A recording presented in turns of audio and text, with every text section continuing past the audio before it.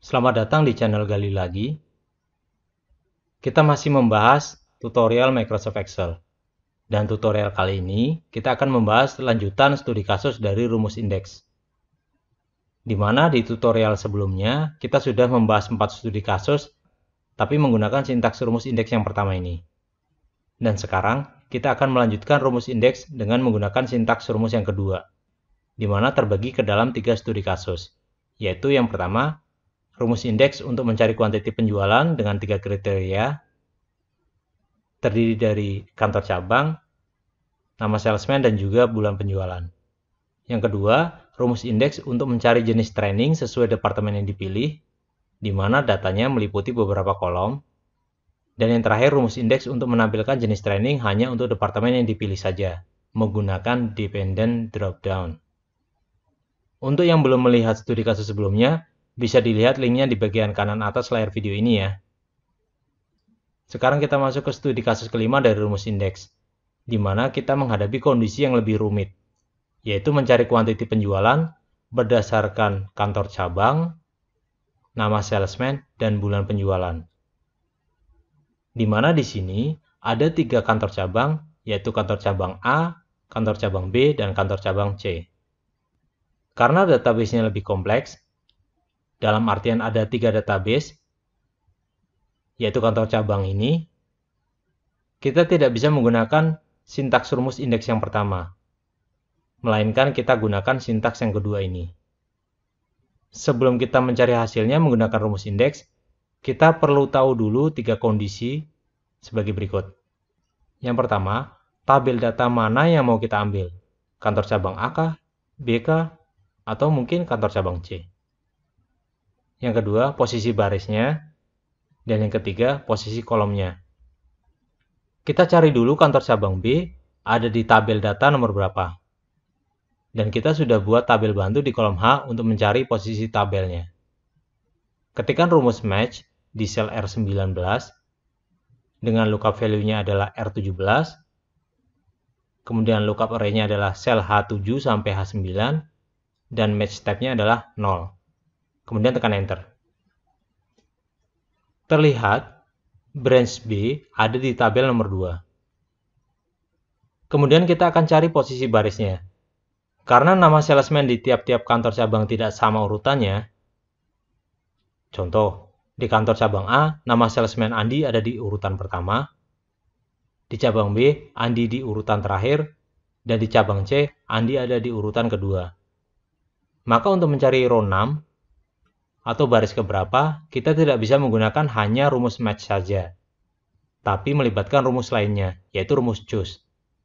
Video link untuk rumus choose bisa dilihat di bagian kanan atas layar video ini ya. Oke, kita ketikkan rumus match dengan lookup value-nya adalah sel R16. Kemudian lookup array-nya.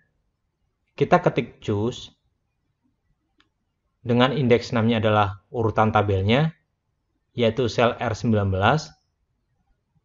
Lalu value satunya adalah sel L8 sampai L12. Value 2-nya adalah sel L16 sampai L20. Dan value 3-nya adalah sel L25 sampai L28. Kurung tutup. Terakhir, match step-nya adalah exact match atau angka 0. Kurung tutup, baru tekan enter. Maka row-nya akan menghasilkan nilai 4. Coba kita cek. Dengan nama salesman-nya Charlie dan berada di tabel branch B, maka Charlie memang benar berada di baris keempat. Kita coba evaluasi rumus ini satu persatu ya. Blok rumus choose, kemudian di menu formula, kita klik calculate now atau bisa tekan F9 di keyboard. Terlihat menghasilkan array dengan urutan Endang, Dimas, Betty, Charlie, dan Andi. Dan ini sama seperti posisi di branch B ya. Secara keseluruhan, rumus match di sini adalah cari nama salesman yang ada di sel R16, dalam hal ini adalah Charlie, dengan lookup array-nya adalah ini. Maka terlihat memang benar Charlie ada di urutan keempat, bukan? Sekarang dengan cara yang sama, kita akan cari posisi kolomnya. Ketik match, lookup value-nya adalah nama bulan di sel R18, lalu lookup array-nya kita ketik choose, dengan indeks namanya adalah R19, value satunya adalah sel M7 sampai O7, value 2-nya adalah sel M15 sampai O15, dan value 3-nya adalah sel M23 sampai O23. Kemudian kurung tutup untuk kembali ke rumus match, dan terakhir match step-nya adalah 0 atau exact match. Kurung tutup, kemudian tekan enter. Terlihat hasilnya adalah 2. Hal ini bisa dibuktikan dengan kantor cabang B dan bulannya Februari memang berada di kolom kedua. Setelah nomor tabel branch, posisi baris dan kolomnya kita sudah ketahui, maka kita bisa menghitung kuantiti penjualannya. Perlu saya ingatkan kembali, kita tidak memakai sintaks yang pertama, tapi sintaks yang kedua dari rumus indeks. Penjelasan singkatnya, referensi ini maksudnya adalah tabel datanya mana saja, biasanya lebih dari satu tabel. Kemudian row 6 atau baris yang keberapa, lalu kolom 6 atau kolom yang keberapa, dan terakhir area atau tabel data mana yang kita pilih, di mana tabel data ini sudah kita masukkan di reference. Oke, kita lanjutkan. Ketik rumus indeks di sel R22, di reference-nya, karena lebih dari satu tabel data, kita input tanda kurung pembuka untuk menggabungkannya. Lalu, kita masukkan sel range yang pertama yaitu sel M8 sampai M12, kemudian sel range yang kedua adalah M16 sampai O20, dan sel range ketiga adalah sel M24 sampai O28. Kemudian input tanda kurung penutup. Berikutnya, row 6-nya adalah sel R20, lalu kolom 6-nya adalah sel R21, dan areanya adalah tabel kedua, atau sel R19. Kemudian tanda kurung penutup, lalu tekan enter. Terlihat hasilnya adalah 90. Kita coba cek di database. Tabel branch B dengan nama salesman Charlie dan bulan penjualan adalah Februari, maka didapatkan memang penjualannya adalah 90. Berarti hasil formulanya sudah benar ya. Oke, kita lanjutkan. Di kasus 6, kita ingin menampilkan daftar training berdasarkan database di kolom Z sampai kolom AB. Jadi, sel E7 sampai E9 akan menampilkan jenis training sesuai nama departemen di sel AD6. Pertama, kita buat dulu drop-down list di sel AD6 agar mudah untuk ganti departemennya tanpa harus input manual. Arahkan kursor di AD6, kemudian di menu data, klik data validation, lalu di tab settings, di field allow, kita pilih list, kemudian source-nya kita klik tanda panah ke atas ini, lalu blok sel Z6 sampai AB6, kemudian tekan enter atau tekan tombol panah ini, baru kemudian tekan OK. Sekarang kita sudah bisa membuat drop-down list sederhana. Setelah kita buat drop-down list, selanjutnya kita akan membuat rumus di sel AD7 sampai AD9. Kita masih menggunakan sintaks indeks yang kedua dalam kasus ini. Ketikkan indeks di sel AD7, kemudian referensinya kita buat terlebih dahulu dengan kasih kurung pembuka. Sel yang pertama adalah Z7, sel yang kedua adalah AA7, dan sel ketiga adalah AB7, lalu kurung tutup. Kemudian, row 6 dan kolom 6 kita kosongkan saja, karena sudah terwakili dengan reference barusan. Kita kosongkan dengan ketik koma saja untuk baris dan kolomnya. Kemudian area 6-nya, atau tabel kolom yang mana, baru kita ketikkan rumus match. Dengan lookup value-nya adalah sel AD6, kita absolutkan selnya, karena kita mau copy formula ke bawah. Lalu lookup array-nya adalah sel Z6 sampai AB6, ini diabsolutkan juga. Dan terakhir match type-nya isikan dengan exact match atau angka 0. lalu tanda kurung penutup 2 kali, baru tekan Enter. Kita copy formula ke bawah dengan drag and drop. Sekarang kita lihat hasilnya. Terlihat, bila nama departemennya di sel AD6 adalah Prod atau Production, maka baris di bawahnya akan menampilkan daftar training untuk departemen produksi. Dan hal ini sudah sama dengan daftar training per departemen yang ada di database. Coba kita ganti dengan departemen sales. Sudah benar. Terakhir, departemen HRGA. Ini pun sudah benar. Kita masuk kasus terakhir, yaitu studi kasus ke-7, di mana kita akan membuat dependent dropdown di sel AE7 sampai AE9. Dengan kata lain, dropdown di dalam dropdown. Maksudnya adalah, bila dropdown di sel AE6 berubah, maka dropdown yang ditampilkan di sel AE7 sampai AE9 adalah dropdown daftar training seperti departemen yang dipilih tersebut. Kita copy dulu dropdown di sel AD6 ke AE6.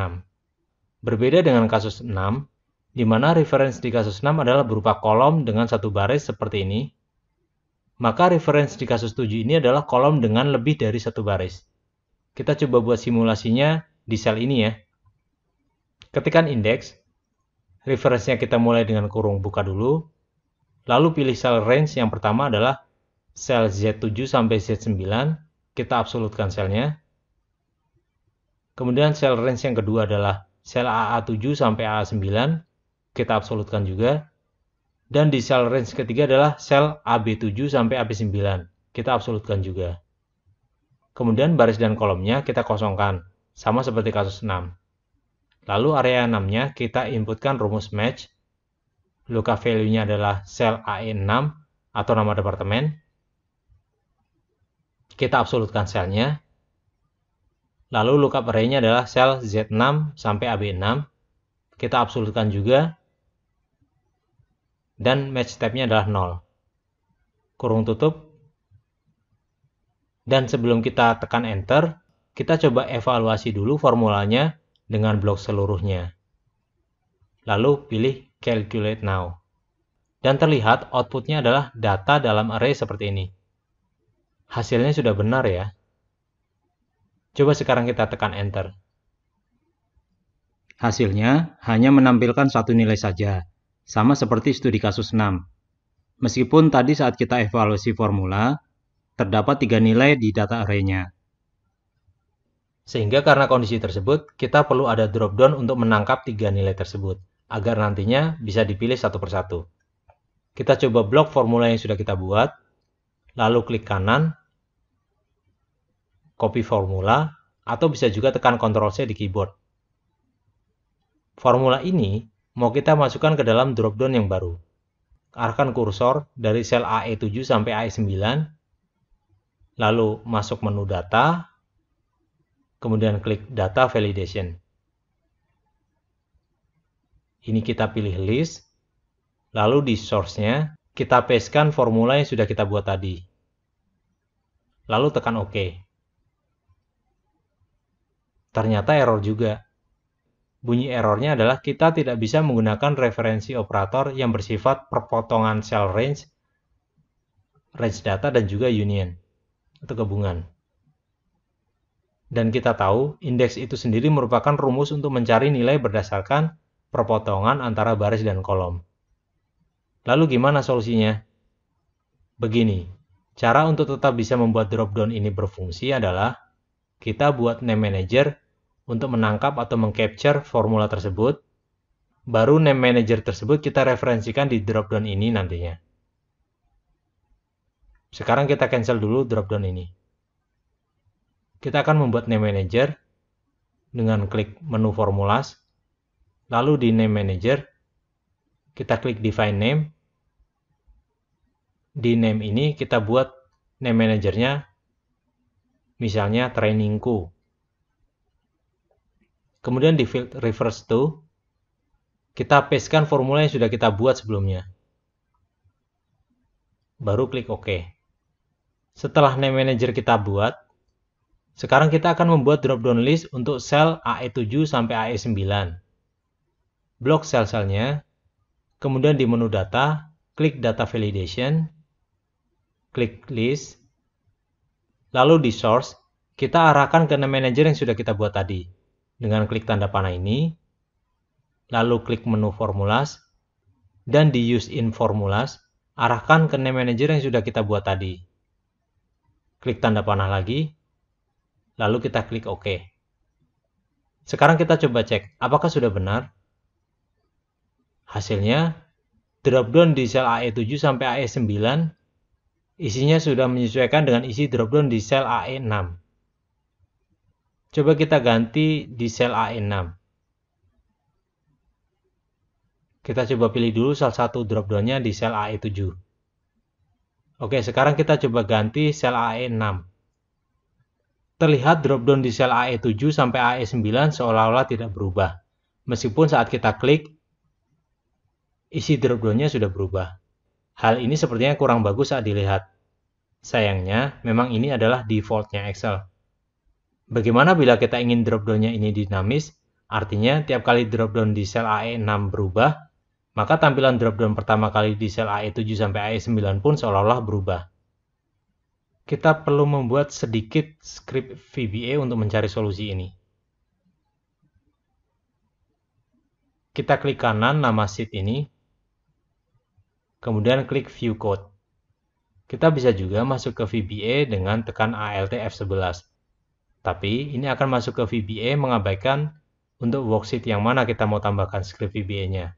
Jadi saran saya, dengan klik kanan View Code ini lebih mudah dilakukan, karena akan dibukakan VBA untuk di sheet ini. Oke, terlihat sheet 1 disorot di sini. Dengan artian, script ini untuk sheet 1. Di drop-down sebelah kiri, ganti drop-down general dengan worksheet, karena kita mau ada script di worksheet. Kemudian, di drop-down sebelah kanan, kita pilih action-nya adalah change. Yaitu kita ingin tiap kali perubahan di sel AE6, maka di sel AE7 sampai AE9 akan berubah nilainya.